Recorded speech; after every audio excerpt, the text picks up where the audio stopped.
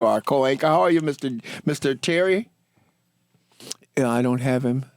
Hello, Richard? You there? There. Maybe Richard. Are you there? It's still lit up. It says no. It's maybe it dropped. Okay. Well, we'll come back as soon as he gets on. James, you wrote an article. Why are you starting with that one? Because I think it's so relative to what is going on in the city. We are electing, in the process of electing a new Mayor, city council. Yeah. And you wrote this long, some people might call it too long. I read every word of it and brought up the subject of, while it's a good thing the Constitution wasn't written in this day and time, most people still haven't read it. But they sure wouldn't have read it back then. No, they wouldn't. The importance. It wasn't on Twitter, was it? No, it wasn't on Twitter. The readers are leaders. And that is true. Readers are leaders. And I don't understand why some of us are so lazy about reading. And believe it or not, it rubs off on our children. My mother, she loved True Confessions. And we'd be hungry. And she said, wait a minute, let me finish this. But she also read every biography or autobiography on every president of the United States. She could tell you who their mama was, how many slaves they had, everything. Mm-hmm. And because she was a reader, and that rubbed off on us. All of us are readers. You know, the importance of reading cannot be underestimated. And you wrote this long, it was long, I admit it was long, but you talked about Brandon Scott. I'm going to open this up and I'm going to keep going. Are you there, Richard? Yes. Hey. I have arrived. My phone was acting kind of ugly, like it had poltergeist in it. Well, we rebuked them demons right now. James, in his article, Lushkin's Department Store and Brandon Scott, Lushkin's Department Store was this department store that was supposed to have been a discount store, just to give a synopsis of what he had said. And James went in, they wanted to buy a TV. They had advertised. I drove through a snowstorm to get there. And got there, and they didn't have one TV at that price range. All of them were above. And you say you never shopped there again. Never. And you see, compare that to Brandon Scott, how he's out here. You called it the bait and switch. Yes. And how he did, which is most appropriate, I believe. And you noted in his big declaration about what he was going to do for the city, the personal pronoun I was rampant in every. Of course it was, because here's the whole thing. Mm-hmm. This is the O'Malley machine at work. Mm-hmm. Mm-hmm. And what that was, it was an arrogance that was unmitigated beyond all belief. He is saying, well, you all are going to put me into office, and once I get in there, this is what I'm going to do to you. He's telling us, yes. But here's the irritating part, Richard.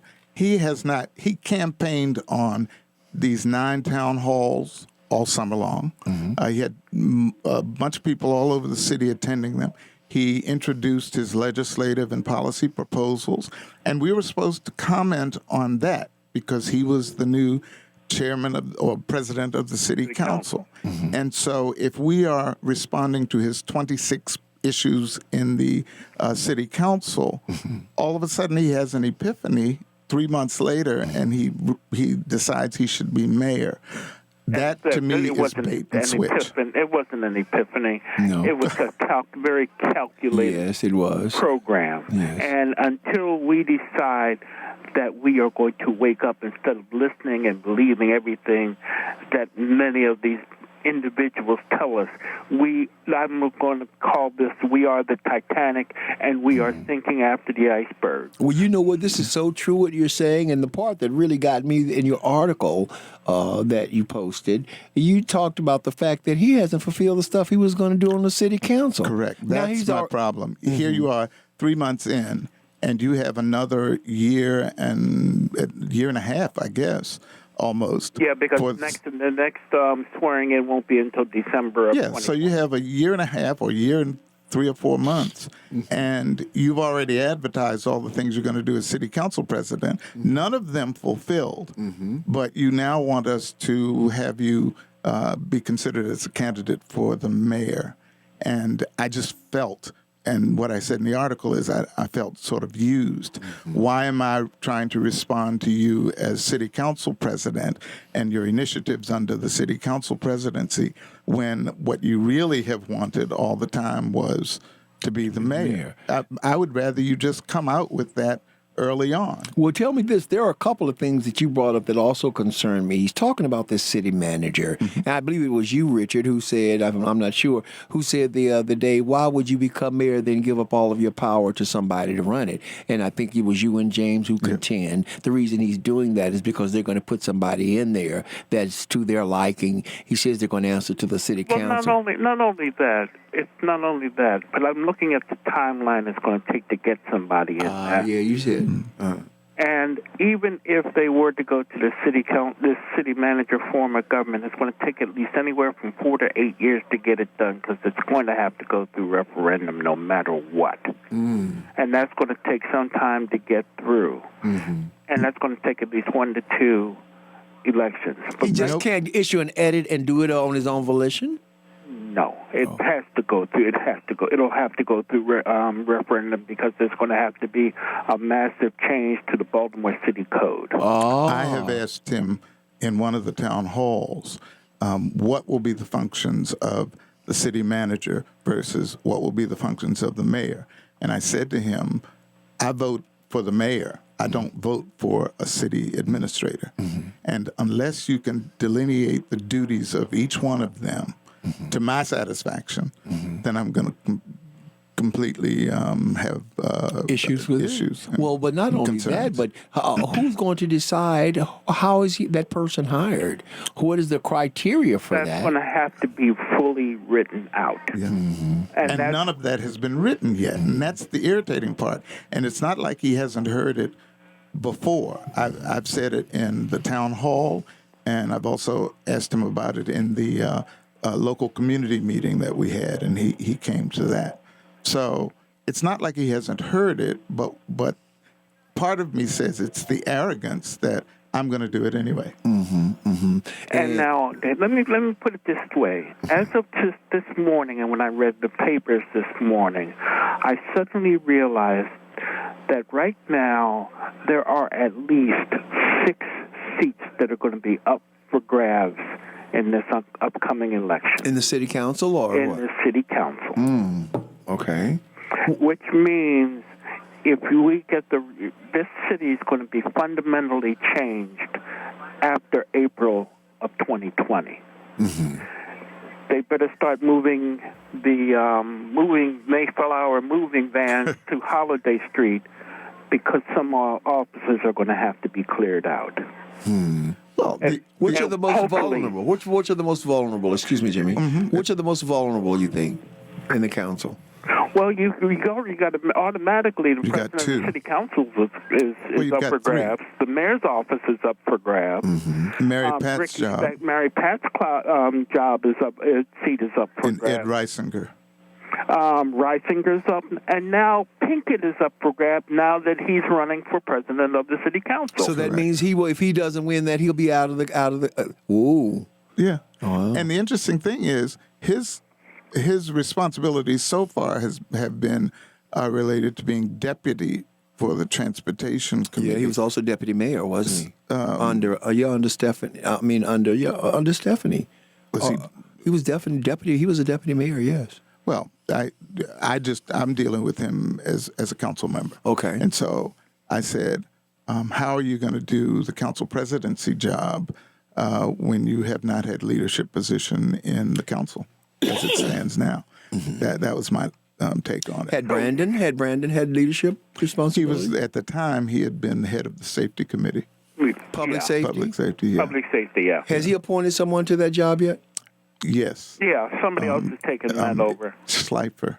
Schleifer? Yes. Isn't that the same guy that got the paddy wagon for the Shoreham Police Department up in Yes. Israel? Yep. Yes. Little Israel? Correct.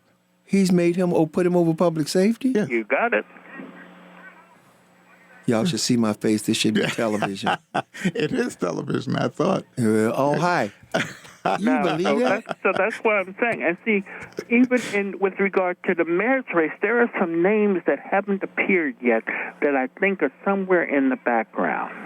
Well, Brandon has said that he thinks that Shannon Sneed would be a great council president. So her seat is now up for grabs.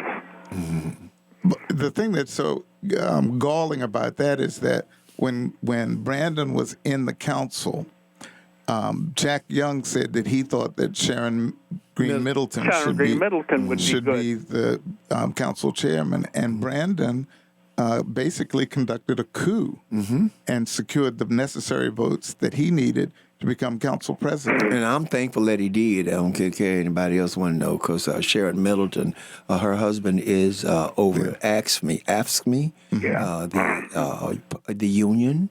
And I tell you, let Bubby tell it, and everybody else I talk to, this man is not working the best interest of his constituents. But I guess my point on that is that Brandon led the coup. He became city council president, which I thought was what he wanted. And then as soon as he gets it, he shifts to, well, I really want to be mayor. Do you think Jack Young was going to run? I wish I knew. I hope that he makes a decision. He'll be completely quickly. out if he doesn't, right? Yes. Yeah, he'll be out no matter what. He will be unemployed. Do you think he could win his seat back at another election? No.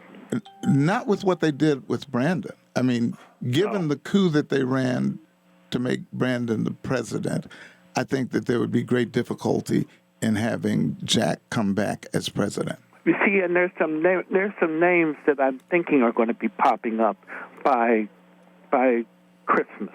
And one of them that we haven't heard from as of yet are the Mosbys. Oh, yeah. Well, Mosby's, he was on the list on yesterday's paper as a potential candidate. You say Mosby's. What are you saying there? She's already the state's attorney. Is her position up for? It's not up for grabs, but who knows what her ambitions are. Well, that my view is that her vying for a mayor's job would not be advantageous to her career. If that's what you're suggesting. Like I said, you're right. And that's what I'm suggesting. And that's what I'm asking. Which one of the two is going to run for mayor? Now, we both know that Nick had run for mayor before he made that deal with Catherine Pugh. Right. So it would seem to me as if he would like to retain the position that he has. Which is a representative? Yeah, state delegate. A delegate. Because it seemed to be clear that the city wasn't actually supporting him. Well, we went to it. We couldn't believe that he got that position. We went to it, and we went to the meetings to fight against it. He proved that his lack of worth when he was in the 7th district, right? Or was it the 7th? Yes, the 7th. The 7th district. It's Leon Pinkett's. Now Leon has it, and Nick did some pretty weird things that just not did aid and abet the people.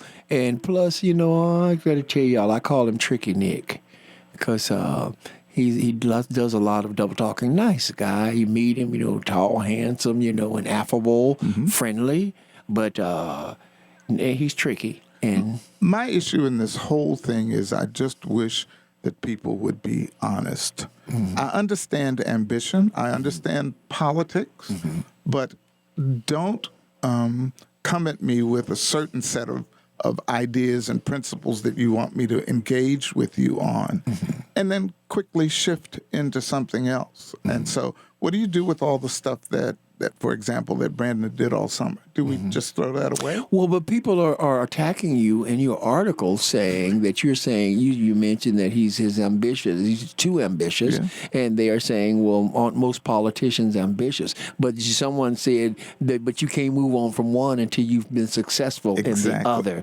And so I applauded that one and wanted to repeat that one. I didn't have time to. I just wrote what I wanted to. I'm going to respond to that this afternoon. Okay, well, for all of y'all that want to know, you can go and join a friendship with James C. Morant on Facebook or me, and you can certainly read those on my articles. Or you can go Patrick Henderson's Meet the People on Facebook and join, and you can hear it and replay this show as much as you'd like to get the information that you need. And you can also go to the Baltimore City Voters page Okay. on Facebook. Okay. And one of the reasons why I wanted to put it there is that there are close to 10,000 people that populate that page. So if you're going to discuss issues related to citywide voting and citywide issues, why not place some concerns or your concerns there? And that's why I did it. Do you mind if I send it to Baltimore Brew? No, Oh, okay, all right, great. not at Get in all. touch with Gentlemen, let me add this, and I'm going to be sounding very sarcastic when I say this. Go for it. Okay. I call most of the people that are in politics today members of the Colgate Smile crowd. Toothpaste? Colgate Smile. Smile. They'll smile in your face, but in the other hand, they will have a knife to plunge into your back. Caesar had better odds with the Senate than we have with the politicians in this city. I happen to agree with you. Well, there's one Unfortunate. other point that I would like to raise. The thing that is very disturbing, and Patrick alluded to it earlier in our conversation, is that people don't want to read, and to get attacked because it's long. The article. The article was long, and so then one person actually, after I said something, I made some sarcastic remark back, like, don't read it, I don't care. Then he read it and actually had something relatively complimentary to say about it. Of course he did. And the concern is, if we have a lot of people in this city who are going to just be guided by 280 characters or by a Twitter sentence, 140 characters. then we're going to have problems because we're going to have an ignorant electorate, and we need an electorate that is educated. Man, what's the old saying? They say if you want to hide something from black people, Put it in a book. Put it in a book. Yeah. That's an old saying, and I've been hearing that for eons. Yeah. But you know what? I don't want to think of this in a way that's disparaging, considering they didn't allow us to read for 200 years. I would think that we would say, okay, now that we can, we will. But do you think that was an anti-intellectual property that we missed because of not being allowed to read for so many years? Well, it's a little bit of that and a little bit, too, these days. In this fast-moving electronic world where everything has to, the propaganda comes at you hard and fast constantly, and sometimes it's very subliminal in nature. And so, therefore, if you don't pay attention to what they're doing or understand the rhetoric that they're using against you, then you easily are persuaded by what is coming at you. Let me just change the subject right here. Talking about changing the subject and talking about what the hell are you talking about? Joe Biden on the debate the other night, saying that black people need somebody to come in and teach them how to raise their children. And listen to the record player. And listen to record players and talk more so that children can be with their vocabularies. What do you think of that, Jimmy? All I could think of is a photograph with the children sitting under the record player and the dog, and this white lady with her pearls and her The Donna Reed the look. Donna Reed syndrome. It made me crazy because I said, that's not America right now. I don't know of anyone who sits up under a radio and listens to the nightly news. We have news all day long. And a record player? And the idea that his mind was still in the 1950s. Yes.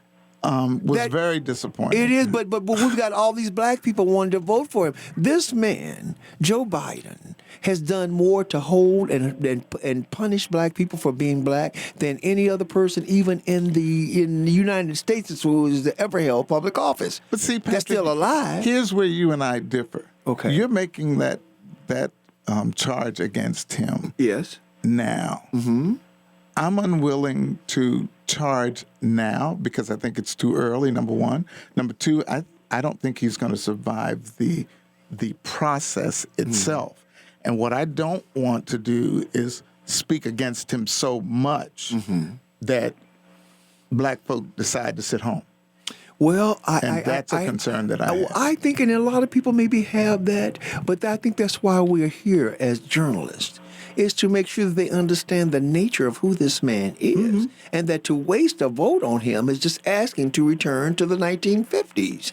That's important, and I don't buy this because I've been listening to Elizabeth Holzman, who was on the Watergate committee. Yeah. The public wasn't ready for that. They didn't want Nixon did until they had the trials. Yeah. Then the public saw what he had done. We would never have had any kind of issue with Nixon had we had social media. Because believe it or not, Nixon did some good things for black people. Nixon was the one that put forth affirmative action. Okay, so he wasn't going easy.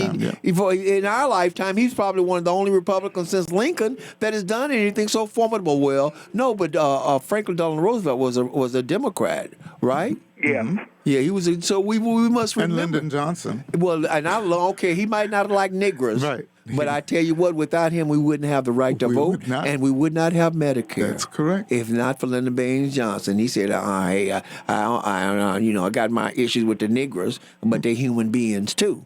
So now, And I will do what I need to do to stay in power. He said, "I will lose the South forever." Yeah. He says, "But I'm gonna do what is the right thing to do." So we don't celebrate him in the black community like I feel that we should, because he is one of our emancipators in the 20th century.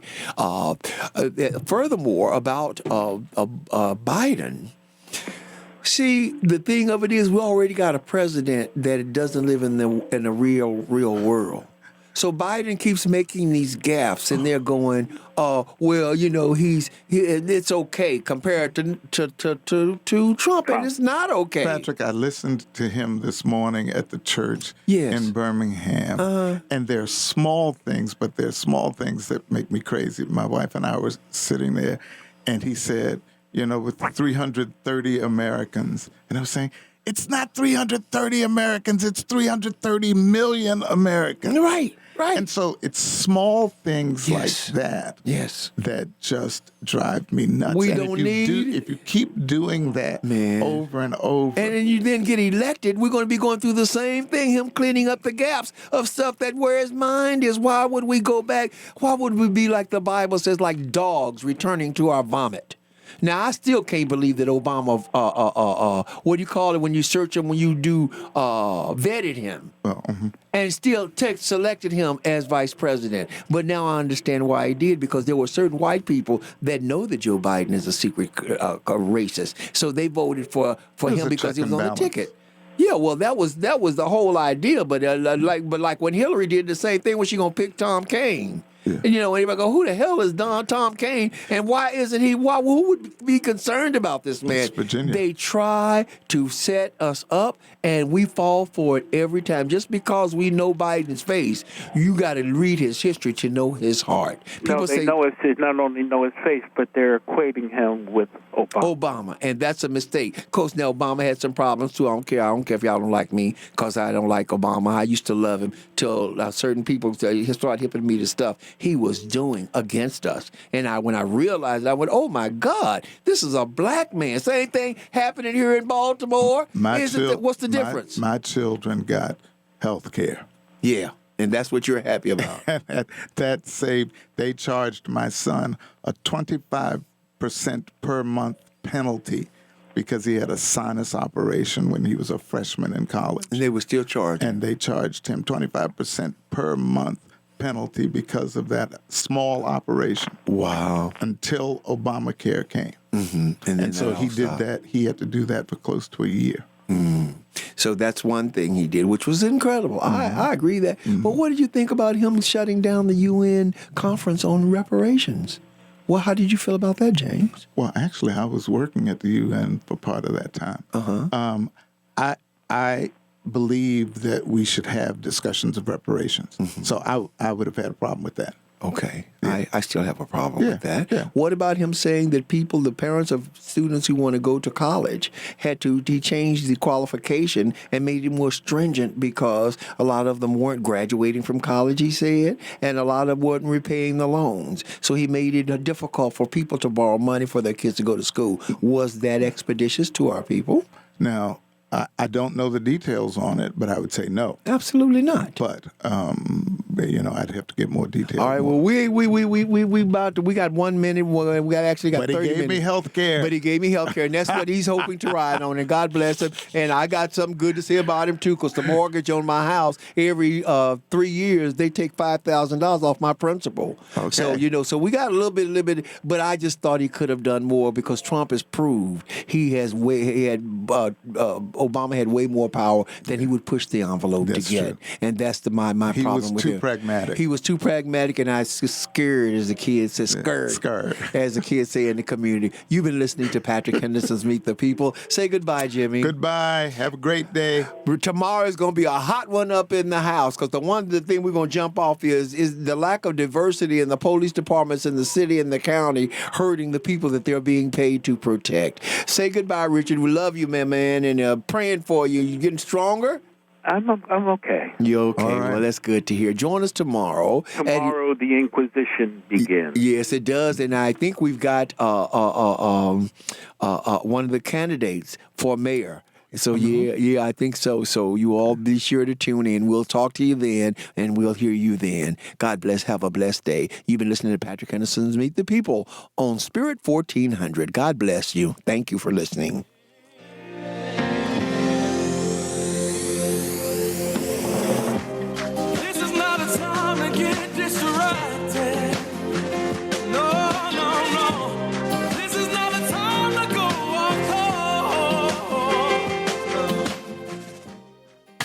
WWIN Baltimore, WWIN HD Baltimore. On the web at spirit1400.com. Spirit 1400, the spirit of today's gospel. The spirit of today's gospel.